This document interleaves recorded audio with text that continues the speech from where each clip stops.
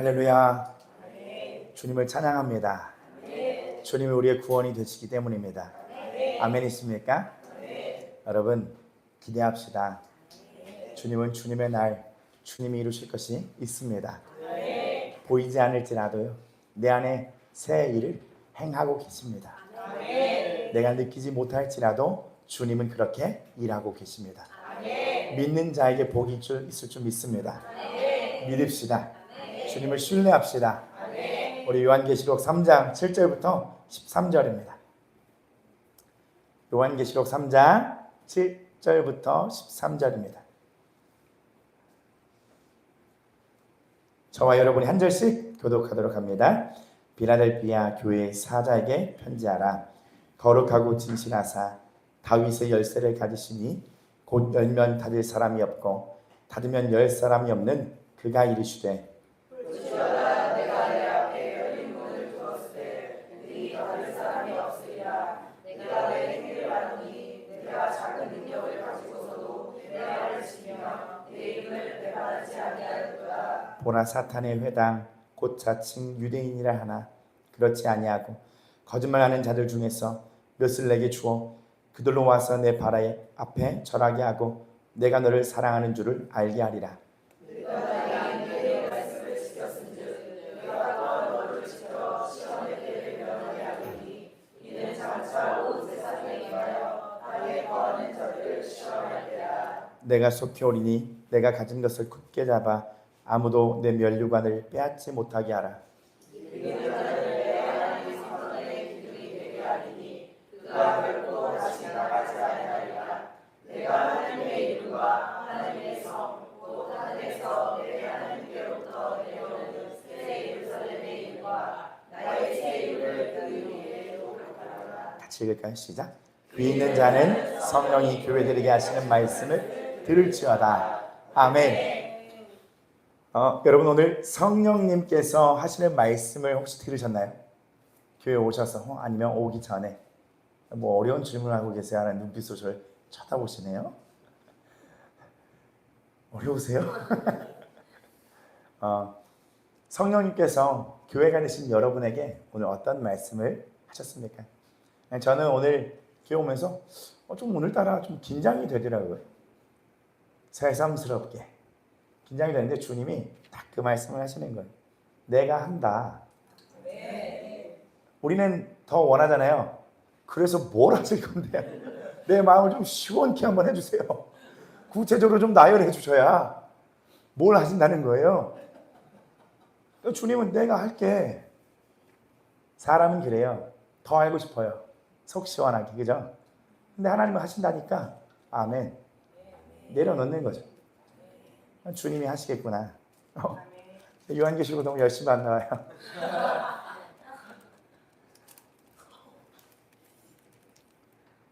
새로 나온 성경이에요. 오늘은 요한계시록 8번째 시간입니다. 여러분 요한계시록을 하면서 조금 더 적극적인 마음을 가지고 여러분이 나아갔으면 좋겠습니다. 어떤 마음이냐면요, 하나님의 마음과 눈물이 담긴 이 요한계시록을 통하여 그분의 마음을 알고 그분의 눈물을 닦을 수 있는 새로운 마음이 우리 안에 생기길 원합니다. 에클레시아라고 하는 교회, 곧 신부가 신부로서의 준비를 할 수 있도록 우리에게 전해주시는 말씀이거든요. 우리 이제 진짜 준비해야 합니다. 정결해지기를 사모합시다. 저는 그렇습니다. 예전에 제 안에서 많은 것들이 감정이 불순한 어떤 불순물들이 막 올라오면요 힘들었어요. 왜 이러냐 또. 왜 이러냐. 힘들다. 어렵다. 근데 이게요 주님하고의 성령님과의 연합하면서 하나하나 배워가는 그 걸음의 여정 가운데 어떠한 생각들이 이제 생겨나기 시작하냐면 이제 요거 주님 만지시려고 하는 거구나. 생각이 좀 더 넓어지는 거예요. 그 전에는 벽을 보고 신앙생활을 하는 것 같은데 이제는 좀 내가 고개를 돌려볼 수 있는 신앙을 배우는 거예요. 그러면서 나중에는 이 벽에 그림을 그리기 시작하고 이 벽에서 이 그림이 아니라 이제 생동감 있는 무언가가 이제 뭔가 대화하는 것 같은 발전된 신앙생활이 내 안에서 이루어지기 시작하더라고요. 그러니까 이제 하나하나 배워 가셔야 돼. 왜 이럴까가 아니라 주님 뭘 하길 원하실까? 왜 내 안에 이런 것들이 또 날 어렵게 하고 이런 고난이 있을까가 아니라 하나님이 또 나에게 뭘 주길 원하실까 하는 생각의 영역들이 넓어져야 돼요. 사실 이 모든 것들이 우리가 자라오면서 배워야 할 어떠함들이었거든요. 근데 배우지 않았기 때문에 신앙의 그것들이 나의 생각에 고착화된 부분들이 그대로 접목되는 거예요. 그러니 사랑이라는 그 형틀의 그 모든 것이 내 기준이니 하나님이 나를 사랑한다고 하지만 와닿지 않은 거예요. 왜요? 내가 원하는 사랑은 말뿐인 사랑이 아니거든. 나의 사랑, 내가 원하는 사랑은 날 도와주었으면 좋겠거든요. 문제를 해결해 줬으면 좋겠거든요. 어떤 사람은 또 그것도 아니에요. 붙어갖고 나랑 좀 있어줬으면 좋겠어. 사랑의 기준점이 다 달라요. 그러니 하나님의 사랑이 와닿지 않는다고 계속 그렇게 이야기를 하는 겁니다. 배우셔야 돼요. 이 그릇이 온전하게 되어야 돼요. 하나님의 사랑을 받을 수 있는 온전한 그릇이 되어야 합니다.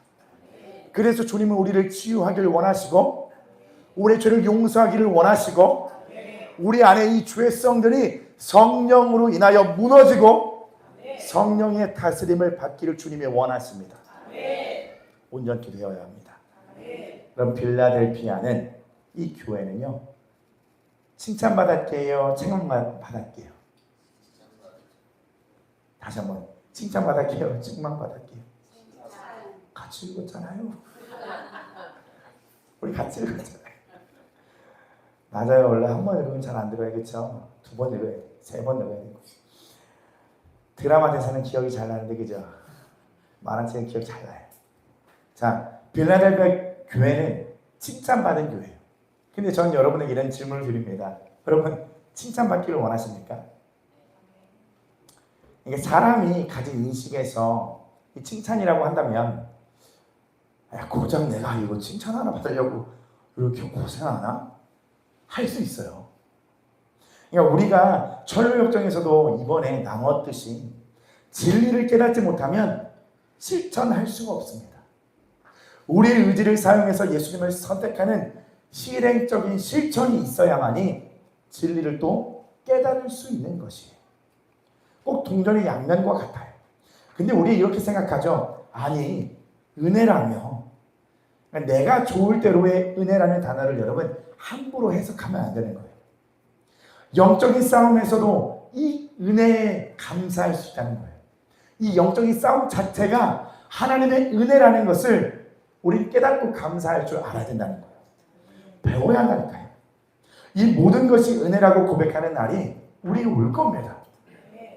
그래서 다시 질문드립니다. 하나님의 칭찬받기를 원하시냐고요? 칭찬받기를 원하세요? 잘했다, 잘했다. 내 새끼. 여러분 칭찬받기를 원하세요? 우리 고작 이 칭찬받으려고 그렇게 애쓰는 거냐고요? 마태복음 25장 21절입니다. 같이 읽어볼까요? 시작. 그 주인이 이르되 잘하였도다 착하고 충성된 종아 네가 적은 일에 충성하였음에 내가 많은 것을 내게 맡기리니 내 주인의 즐거움에 참여할지어다 하고. 여러분 하나님의 칭찬에는 우리가 국민학교를 다닐 때예요. 전 초등학교였습니다. 국민학교 다닐 때 우리가 받았을 때 100점 맞았을 때 받는 그 칭찬하고는 차원이 다른 거예요. 오, 좀 하는데 잠깐 기분을 좋게 하는 약간 호르몬 자극제, 요거 도파민 중독 때문에 칭찬받고자 하는 게 아니라는 거예요. 주님이 우리에게 더 많은 것을 맡길 수 있는 그런 통로가 되는 거예요. 축복의 통로예요. 그리고 주님의 즐거움에 참여할 수 있는 이 은혜가 칭찬 가운데 부여가 되는 겁니다. 주님의 칭찬, 주님의 인정, 그러면 된다라는 것이 얼마나 큰 것인지 여러분 알아가셔야 합니다. 배워가셔야 합니다. 빌라델피아라는 지역은요, 사랑이라는 뜻의 헬라어 필로스와 형제라는 뜻의 아델포스가 합쳐져서 빌라델피아라는 형제사랑이라는 의미를 갖고 있습니다. 빌라델피아도 이 지역의 유대 공동체는요, 전에도 말했듯이 상인 길드 바탕으로 강한 영향력을 발휘했던 지역이에요. 여기는 이제 지진이 많이 나는 그 치명적인 단점이 있었는데, 그래서 이 사람들은 이제 지진이 난다라고 하는 그 두려움이 있었어요. 그리고 빌라델피아는 인원이 굉장히 극소수가 살았던 작은 마을이었습니다. 로마의 티베리우스 황제가 빌라델피아의 세금을 감면해 주자 이 빌라델피아 시민들은 너무 고마워서 황기를 섬기는 신전을 또한 여러 군데 건설했다고 합니다. 빌라델피아의 초대교회는 유대인 경제 공동체에서는 추방당한 상태였어요.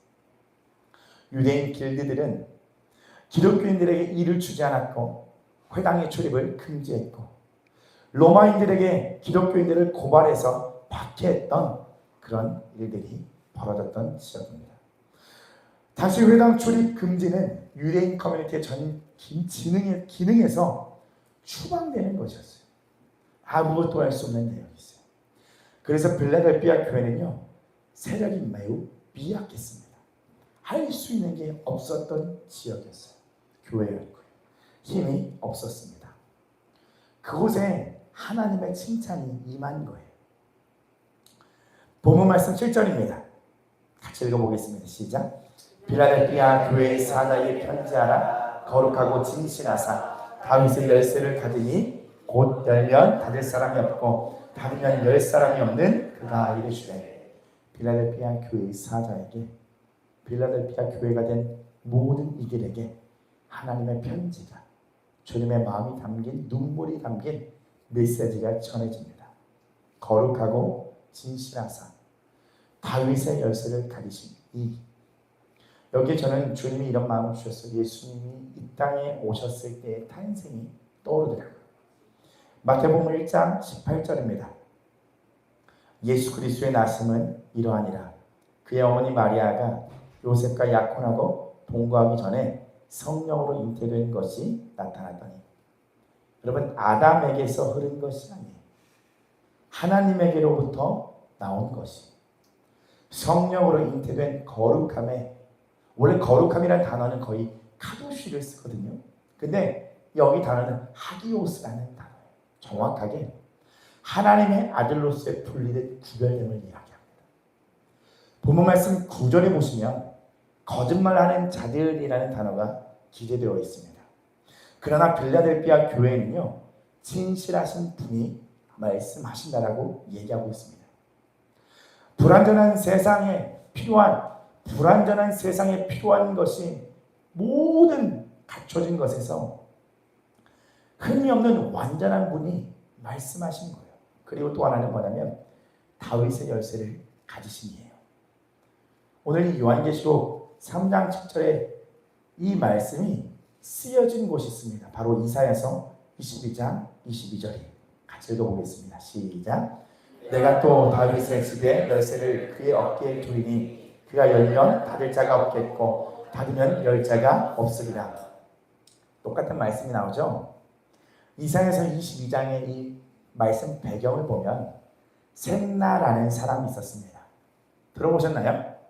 셈나. 당시 국고를 책임졌던 사람이에요. 이사야서 22장 15절에 셈나라는 이름이 기록되어 있습니다. 그 나라의 왕궁의 재정 그리고 출입을 관리하는 권한을 갖고 있는 그런 사람이었어요. 당시 히스기야 왕 때였거든요. 이 이스라엘의 아수르가 침략해오자 셈나라는 사람은요, 하나님이 아닌 애굽을 의지하여서 이스라엘의 영적인 상태를 혼탁하게 만들어버렸어요. 그리고 제가 준비해오진 않았지만 셈나라는 사람은 자기의 묘실을 그 국고의 재정을 가지고 세웠던 사람이에요. 그러니까 이게 나라가 어려워지고 공격을 받자 그 하나님 나라의 그 지역이 하나님의 나라잖아요. 그죠? 이스라엘이. 그 모든 재정을 자기의 마음대로 사용할 수 있는, 자기의 뜻대로 그냥 하는 그런 사람이 되는 거예요. 당시 히스기야 시절에 그리하여 하나님은 신실하게 하나님을 따른 여호야김이라고 들어보셨습니까? 한국 사람 같죠? 지금 여호야. 국고의 책임자로 세우셨어요. 그럴 수 있죠. 한국 사람이 가서 하시는데 한국 사람은 아니었어요. 다윗의 열쇠라고 하면요, 하나님의 것을 맡을 수 있는 그러한 사람. 출입과 그의 모든 재산을 갖고 있는 자, 하늘의 것을 열고 닫을 수 있는 구원 그 자체이신 분에게 부여된 권한이 다윗의 후손에게 주어진 것입니다. 바로 누구세요? 예수님이세요. 사무엘하 22장 51절 같이 했습니다. 시작. 여호와께서 그의 왕에게 큰 구원을 주시며 기름 부음 받은 자에게 인자를 베푸시며 영원하도록 다윗과 그 후손에게로다 하였더라. 마태복음 예수님의 족보에도 나옵니다. 다윗은 이스라엘 그 왕권의 굉장히 이스라엘 세울 수 있는 큰 역할을 했던 사람이에요. 그리고 예수님의 그 족보에 들어가 있는 사람이에요. 계시록 1장 18절을 보면요, 이 열쇠에 대해서는 또 이렇게 이야기합니다. 사망과 음부의 열쇠를 가졌다. 그러니까 사망과 음부의 열쇠라고 말씀하고 있습니다. 하나님의 모든 것과 그리고 교회의 모든 것을 연결시켜주는 주권이에요. 열 수 있고 닫을 수 있는 주권자, 바로 예수님이세요. 마태복음 16장 18절에서 19절에 보면요, 같이 읽어볼까요? 시작. 또 내가 내게 이르노니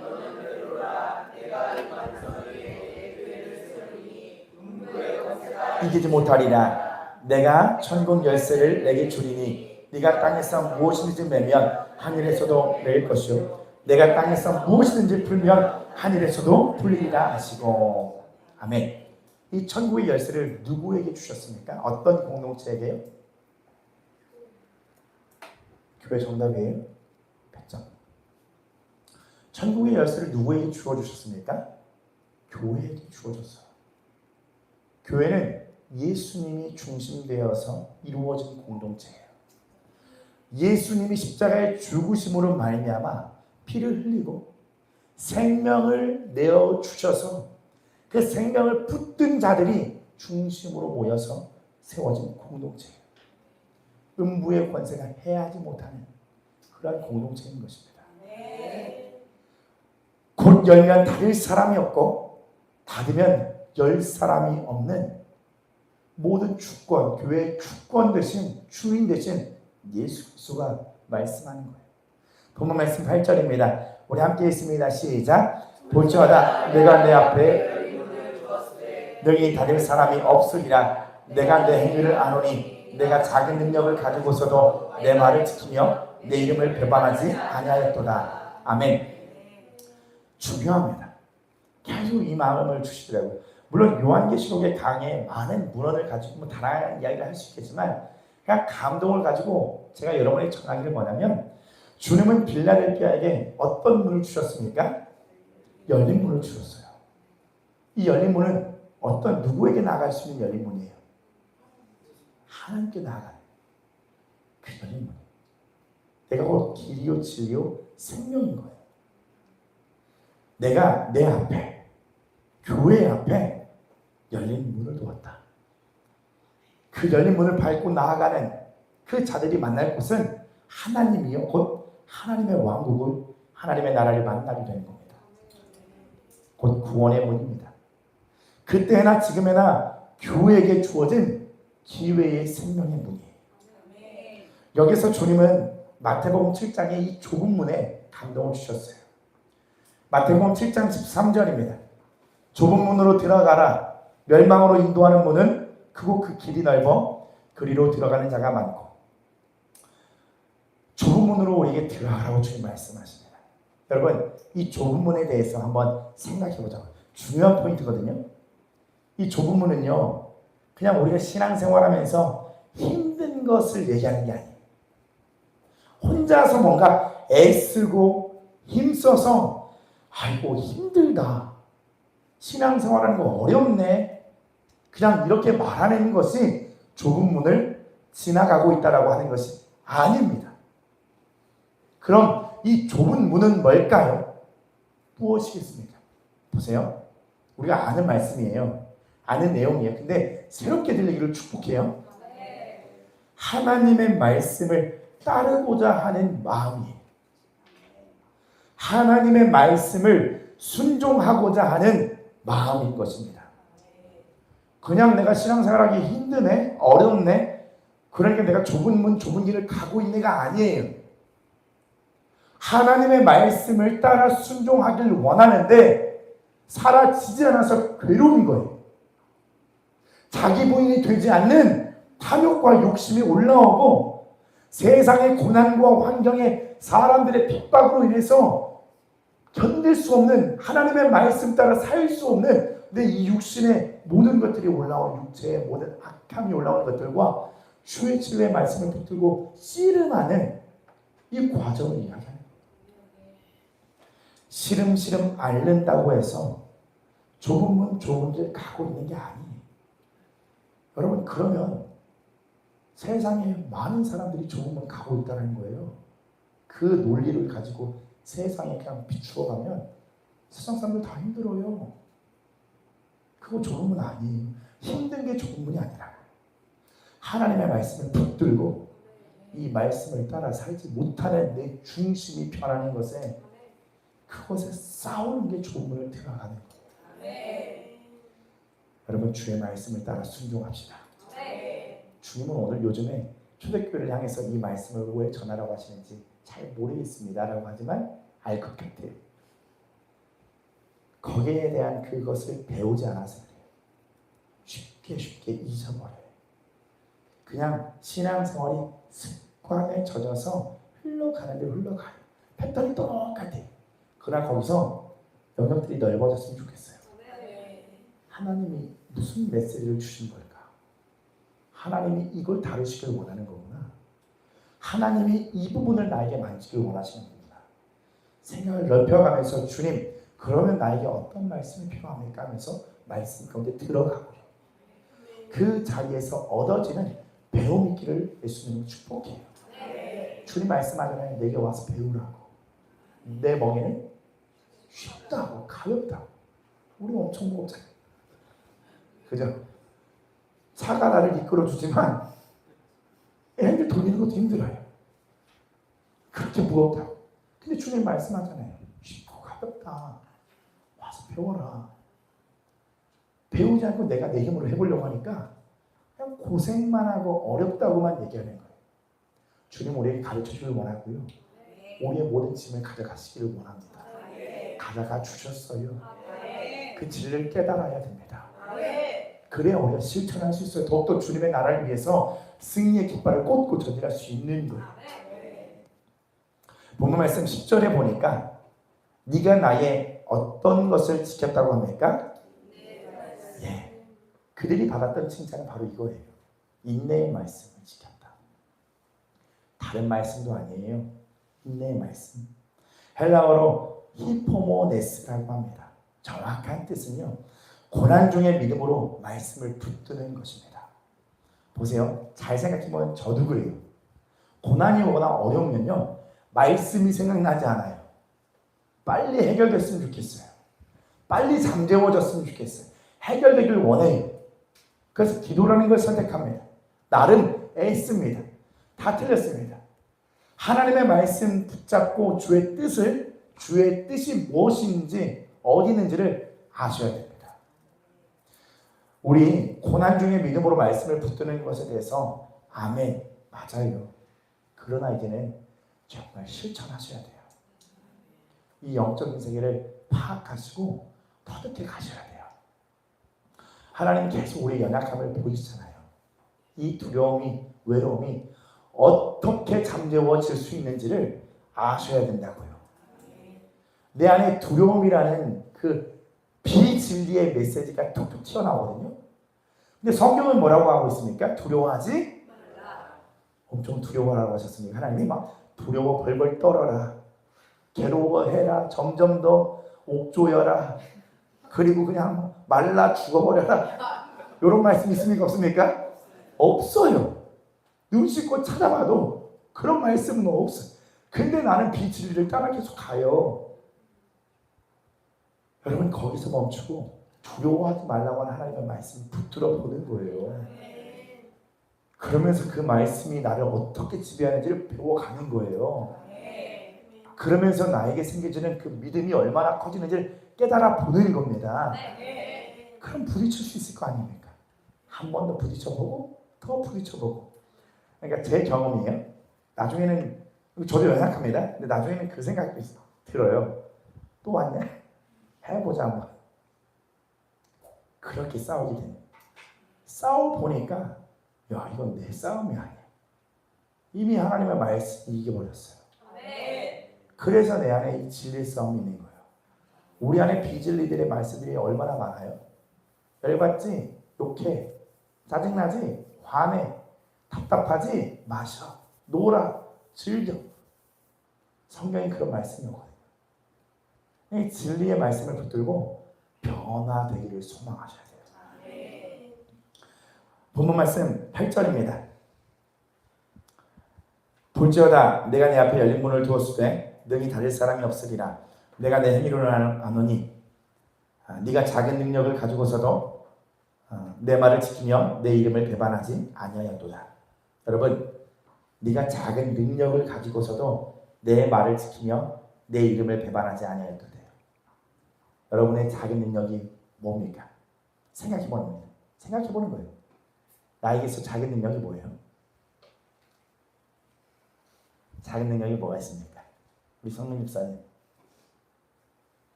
거기까지요. 대답 다 하셨어요. 정말 작은 능력을 저에게 보여주셨어요. 여러분, 작은 능력이 뭐가 있습니까? 여러분에게 있어서. 편하게 이게 무슨 말하면 교만한 것 같고 안 하면 나시킬 것 같고 나를 안 쳐다봤으면 좋겠고, 그죠? 작은 능력 뭐 있습니까? 편하게 얘기해서 다 정답이에요. 갑자기 10억 부자야 뭐 이런 거 얘기하지만 안 하시면 돼요. 네, 허풍만 안 하시면 돼요. 나에게 있어서 작은 능력이 뭘까요? 작은 능력.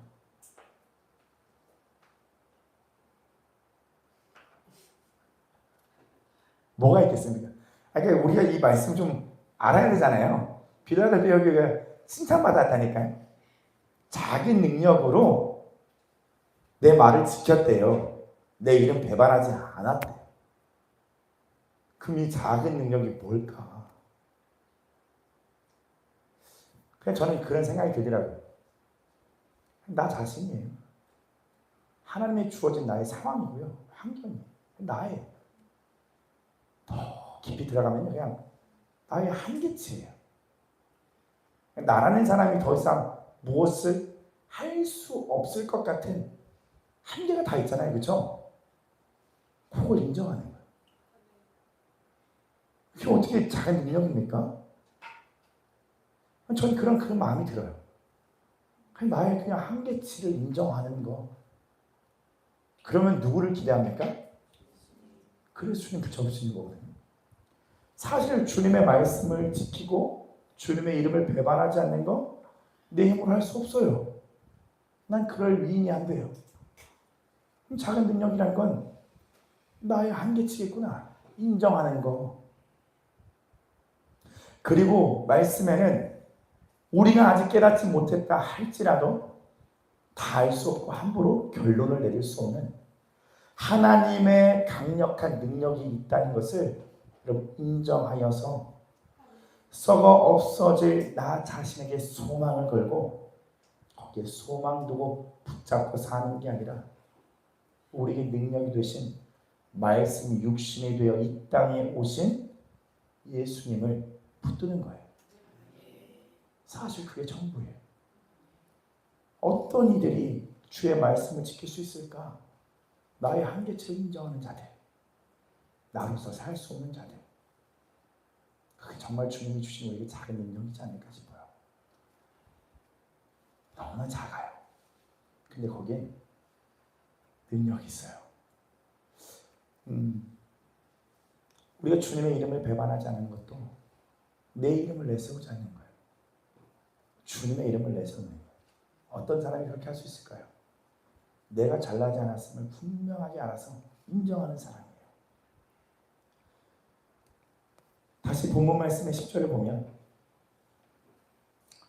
내가 또한 너를 지켜 시험의 때를 면하게 하리니 이는 장차 온 세상에 임하여 땅에 거하는 자들을 시험할 때라 라고 말씀하고 있습니다. 7년의 대환란, 정말 진짜의 고난이 그들 앞에 온다는 겁니다. 그래서 그러면 그 당시에 받았던 환난과 핍박은 뭐냐? 그것도 고난이고 그것도 환난이지만 너를 지켜야 할 그 시험의 때가 온다는 겁니다. 삶에서 너희들이 너의 작은 능력을 가지고 주님의 이름 붙들고 그 말 붙들고 살아가는 그것에 정말 진짜 시험에 대환란이 왔을 때에 넉넉히 이길 수 있는 그것을 면하게 되는 그 은혜를 입게 된다는 거예요. 그래서 제가 전에도 말씀드렸듯이 순교의 자리에서 한 방에 뭐 죽으면 주님의 나라 그냥 가는 거지 뭐. 여러분 객기로는 안 돼요. 사람이 죽음에 대한 두려움과 공포가 올라오면요 살려달라고 별의별 다 할 겁니다. 부끄러운 고백을 예전에 합니다. 예전에 제가 중학교 1학년 때 전에도 간증을 했던 것 같은데 예수님을 좀 뜨겁게 만난 적이 있었어요. 그래서 막 혼자 집에서요 기도하는 법도 잘 모르는데 2시간 3시간 찬양하고 기도하고 새벽 예배 자전거 타고 막 다니고 막 그랬어요. 놀라지도 않으시네요. 고작 그거 가지고 죄신앙 앞에 지금 그러십니까? 저는 지금 초대교회 몰라 새벽 기도 3시에 나오고 있는데요. 여러분 그렇게 막 중학교 1학년 때 제 마음에 막 뜨거웠어. 그러니 영적인 세계를 전 잘 몰랐습니다. 그때 방언을 막 그랬는데 사단이 얼마나 괴롭혔겠어요. 사단이요. 밤마다 쪼여와요. 그 뭐라고 하죠? 네? 가위 눌린다 그러잖아요. 검은 무슨 물체가 막 저를 막 짓눌러요. 힘들었어요.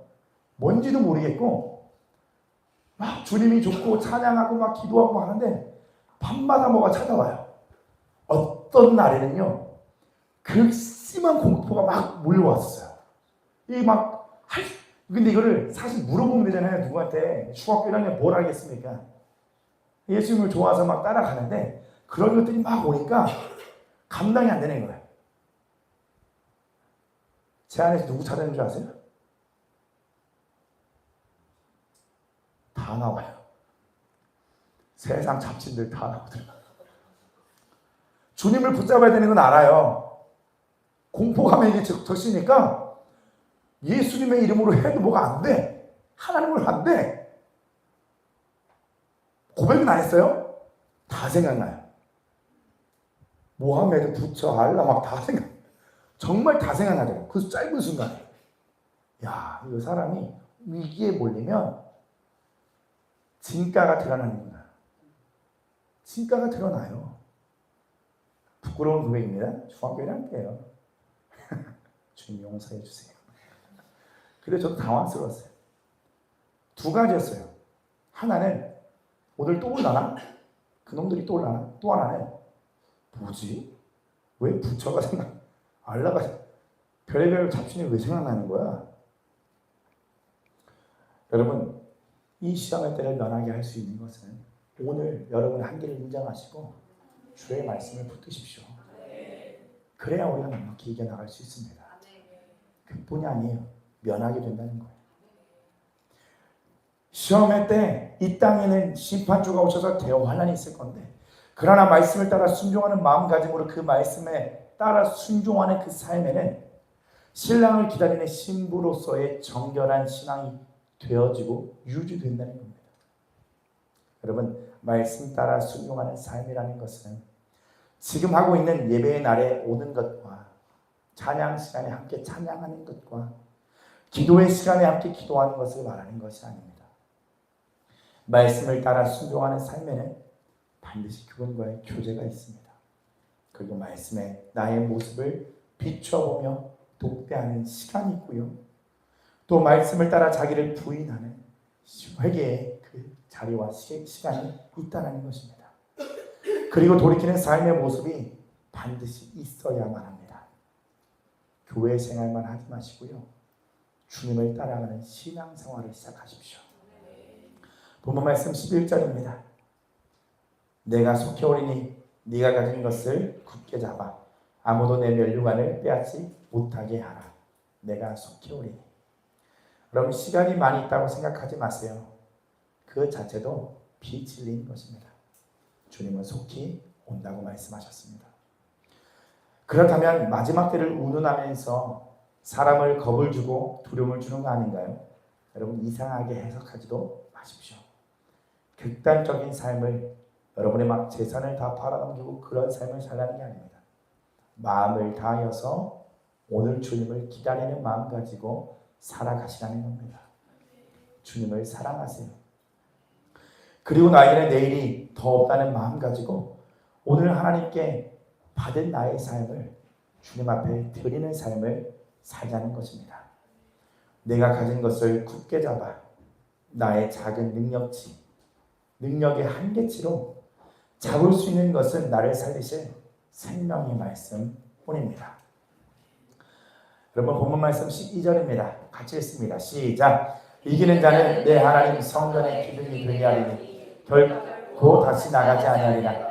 내가 하나님의 이름과 하나님의 성 곧 하늘에서 내 하나님께로부터 내려오는 새 예루살렘의 나의 새 이름을 그의 이름에 기록하리라. 아멘. 사진 준비되었죠? 한번 띄워주시겠습니까? 여러분 빌라델피아는 그 지역에 이런 모습, 빌라델피아 기둥이 어때요? 저 기둥 만들다가 허리 휘었을 것 같아요. 그죠? 기둥이 오랬어요. 왜 그랬을까요? 지진이 많이 나요. 뭔가 지탱하려면 튼튼하게 해야 돼요. 네. 이 기둥은 힘을 의미하고요. 어떠한 흔드는 것 가운데서 버티는 강력한 의지적인 힘과 그 은혜로 붙들어 주시는 하나님의 그 어떤 것을 의미하는 거예요. 갈라디아서 2장 9절을 보니까 바울은 또 얘기합니다. 또 기둥같이 여기는 야고보, 게바와 요한도라고 얘기합니다. 여러분 그 당시에 그 배경을 따라 하나님께서 말씀을 주시는 거예요. 기둥같이. 그리고 성전의 기둥이 되게 하리니. 그러니까 하나님의 성전에 그 임재가 가득한 그곳에서 떠나지 않는 자리를 되게 하는 거예요. 그리고 하나님의 이름, 새 예루살렘의 이름, 나의 새 이름을 그의 위에 기록하리라. 영원히 기억하는 하나님의 놀라운 힘, 그것을 의미하는 거예요. 그러니 지진이 많았던 그 빌라델피아 교회에 어떤 마음이 들었을까? 아, 이게 맞구나. 우리가 지금 작은 능력을 가지고 주님의 이름을 붙들고 말씀의 순종을 가는데 맞나 아닌가 의심이 들고 어려울 수도 있단 말이죠. 근데 우리가 이 사회에서 배겼다고 배척당하면서 그랬던 이들이 바라보는 거예요. 저 기둥이 우리구나. 우리가 되게 하겠구나. 소망을 갖는 거예요.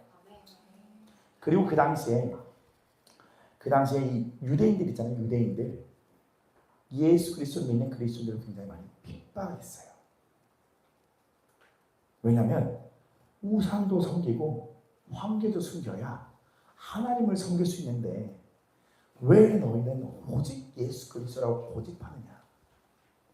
우리가 그러한 핍박을 세상으로부터 받을 수가 있거든요. 가정 가운데서도 꼭 그래야만 해? 꼭 그렇게 해야만 되는 거야? 거기도 예수님 있잖아. 그 여기도 있잖아. 꼭 그렇게만 해야 돼? 여러분 기둥, 버티는 그 단단한 기둥 안에 하나님의 그 성전 안에 임재가 없으면 소용이 없는 거거든요. 결국은 그것 때문이에요. 하나님이 계시는 그것 때문에. 본문 말씀 13절이에요. 귀 있는 자는 성령이 교회들에게 하시는 말씀을 들을지어다. 여러분 창세기 1장 27절부터 31절에는 여섯째 날에 대한 이야기가 나옵니다. 창조 여섯째 날에. 내용이 뭐냐면요. 번성하고 생육하고 번성하고 땅이 충만하라. 그리고 너에게 먹을거리가 주노라. 먹을거리가 주노라. 그리스도인이 먹을 것은요. 이 세상의 어떠한 지혜도 아니요. 세상이 주는 유혹도 아닙니다. 우리에게는 하나님의 말씀. 그것을 먹고 사는 법을 배워야 돼요. 사람이 떡으로만 사는 것이 아니라 하나님의 말씀으로 사는 것이라고 하잖아요. 그렇죠? 그러면 하나님의 말씀으로 사는 게 뭘지를 여러분 그걸 한번 파악해 보세요. 내가 내 문제를 직접 해결하는 거 말고요. 하나님의 말씀을 붙들었더니 이런 일들이 일어나는구나. 저는요, 초대교회에서 그것을 보여주셨으면 좋겠어요. 하나님의 말씀을 붙들고 살아보니 야, 정말 진리의 말씀이 이 내 과거의 상처를 온전히 씻어내더라. 내가 정말 하나님의 말씀을 붙들고 살아가니 성령이 살아계셔서 그 말씀으로 나를 십자가로 인도하여 나를 늘 죄 씻어내는 그 자리로 인도하더라. 그러니 내가 죄의 것을 벗고 하나님의 것을 붙들고 살아가는 힘이 내 안에서 생겨나더라. 내면이 변하고 나의 삶이 정말 변화되어지더라. 그 하나님의 말씀을 내가 먹고 살아가니 내 삶의 간증거리가 넘쳐나는 겁니다. 그러한 간증들이 우리의 삶 가운데 일어났으면 좋겠어요. 벌어졌으면 좋겠어요. 우리가 지금까지는 우리 신앙의 한계를 내가 정해놨다고요. 신앙의 한계를, 성령님의 한계를 정하는 것이 아니라 나의 한계를 인정하시고 하나님의 말씀을 붙드셔서 이 말씀이 얼마나 그 능력이 있는지 내 삶에 실현되는 그 은혜를 경험하게 되는 거예요. 금요일에도 말씀드렸고 제가 올려드렸듯이 아니 그렇게 죄를 많이 지었던 사람도 주의 말씀을 붙들고 살더니 되더라는 겁니다. 왜 계속 그런 것을 초대교회에 말씀하시고 올리라고 하시고 전하라고 하시는지 여러분 이제는 말씀을 붙들어 보세요. 해봤는데 안 되더라. 그거는 안 한 거예요. 안 한 것만 못한 거예요. 하나님의 말씀의 능력이 없다라고 내가 지우개해버리는 거예요. 예수 그리스도의 십자가의 능력이 없다라고 내가 부인하는 것과 같은 거, 예수님 모른다고 하는 것과 같은 거라고요. 그러나 예수님을 시인하는 그리스도인들에게 이 말씀을 전합니다. 이제는 주의 말씀을 붙들어 보세요. 삶의 역경과 환란이 옵니다. 감사로 주님께 고백하라 그랬지. 그럼 주님이 나의 생각과 마음을 지켜주신다고 했지. 주님 감사해요. 이런 고난과 저런 환란이 나한테 와요. 주님 감사해요. 그러나 주님께 맡깁니다. 계속 고백해 보는 겁니다. 보이지 않아요. 알지 못해요. 그러나 주님이 나의 생각과 마음을 지켜주고 계시는 거예요. 그렇게 고백할 때. 근데 그것이 더욱더 커지면서 그 능력이 나를 사로잡아서 나도 알게 되는 거예요. 야, 고백하니까 되네. 주님의 말씀이 나를 지켜주시네. 능력의 말씀이 나를 변화시키네. 놀랍다. 가정 안에서도 이러한 변화가 일어나네. 정말 하나님의 말씀을 붙더니 이러한 간증거리들이 생겨나네. 그걸 보여주었으면 좋겠어요. 그런 교회가 됩시다. 빌라델피아 교회는 그런 교회였어요. 작은 능력 가지고 삶을 살아가는 내가 뭘 할 수 있겠어? 나 못하지. 나 안 되지. 맞아. 그러니 주님의 말씀을 붙들고 따라 살기를 원하고요. 주의 이름만을 붙들고 살기를 원하는 거예요. 하나님이 빌라델피아에 그렇게 칭찬하는 거 아니에요? 야, 너 대단하다. 너 홍해 갈랐냐? 야, 너 대단하다. 물 위를 걸었냐? 야, 너 대단하다. 너 한마디 하니까 3,000명이 돌아왔냐? 그게 아니라 그냥 우리의 삶에 주님의 말씀을 붙드는 거예요. 그러면 주님이 우리에게 놀라운 간증의 거리를 허락하실 겁니다. 우리 같이 놀라운 은혜를 찬양하고 그리고 함께 기도하겠습니다.